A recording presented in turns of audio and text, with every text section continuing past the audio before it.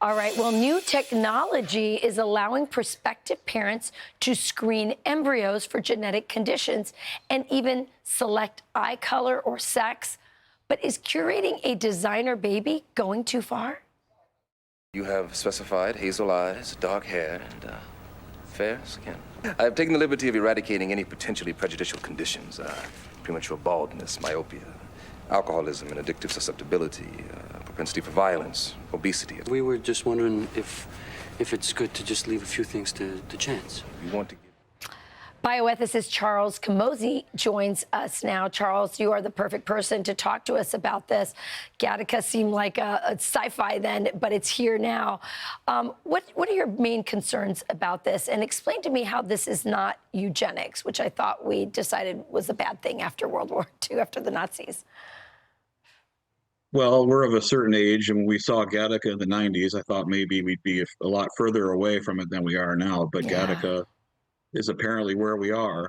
But first, Rachel, can I just tell you how important this topic is to be talked about in a particular context? There are so many people out there hurting because of infertility, so many people hurting or even loving people that have been created by IVF. Probably all of us know even multiple people now walking around because of IVF. And I just want to put that out there at the start. Of course. So we have deep, deep compassion for people in these contexts. But Absolutely. I think almost everyone knows these technologies need particular kinds of limitations. And one of the particular kinds of limitations we need to think about is, are we really going to tell the country, are we going to tell ourselves that babies born with certain kinds of disabilities are simply discardable? That's the main. There are two kinds of ways to basically use this kind of technology: to screen for people with disabilities and try to get rid of them, or screen for people who we want to have and pick those and discard the rest. And I think especially you, Rachel, you've been such an important champion for children with disabilities, given your family situation, your beautiful daughter, Valentina.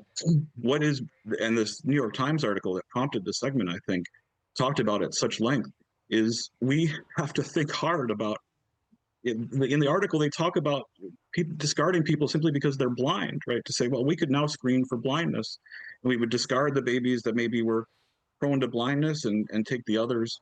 I think that's a really important question we need to ask ourselves. Are we going to allow ourselves to be in a culture that just discards those with disabilities? Yeah, absolutely. I mean, the question becomes, what is perfect, right? I mean, to me, Valentina is perfect. And more importantly, she fits perfectly into our family. There's no question in my mind that she is a gift from God, that she came to our family for a purpose.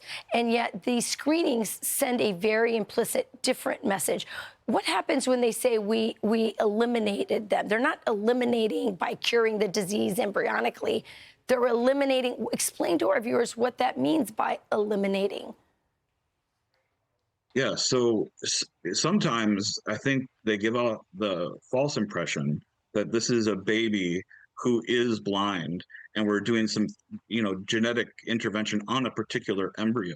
But that's not, of course, what's happening here. What we're doing is we're getting better through Orchid and other Silicon Valley funded corporations. We're getting better at looking at a wide variety of embryos, say 5 embryos, and saying, well, this one looks like it's probably going to be blind. This one looks like it might be obese. This one looks like it might have this, problem for cancer or something.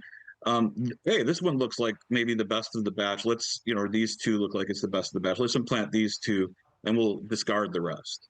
And so what we're really doing is we're picking and choosing. We're not advocating for a particular embryo or something like this, trying to cure a particular embryo. But Charles, this is going beyond IVF and infertility. What they're saying, what this article suggests in the New York Times, is that this will be the new way to have children. In other words, everybody might have this expectation. You might even be considered a bad parent if you don't do this screening. There was an article, there was a person in the article saying, we wanted a child who is low stress and chill, and that's what we got.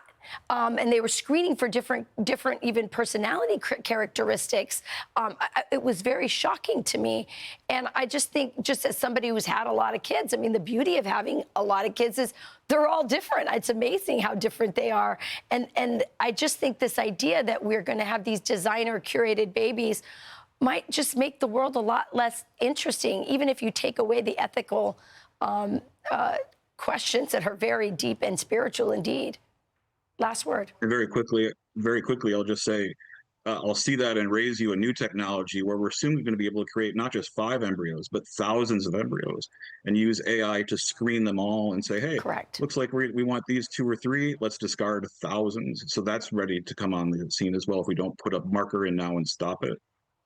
Yeah, it's very troubling. We're so glad that there are bioethicists like you who are trusted and thoughtful, who are putting a lot of thought into this, because in our country, there are no regulations. There are European countries, again, who have had historical experiences with eugenics and who are banning it or limiting it in some way.